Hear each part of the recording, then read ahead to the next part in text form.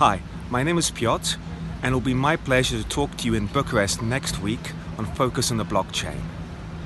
Cryptocurrencies are best looked at as experiments on a large scale. They're testing and trying to solve the problem of dealing with consensus and people, especially when there's large amounts of money involved. But historically speaking, when a new technology comes out, people try to shut it down. So for example, BitTorrent, when it came down in the 90s, the music industry claimed it was evil and tried to destroy it. Nowadays, BitTorrent is used everywhere, especially within internal IT systems.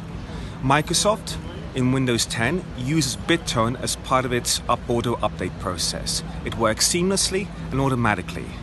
It is my view that the technologies we're currently pioneering as part of cryptocurrencies will be pulled into enterprise systems and benefit society as a whole.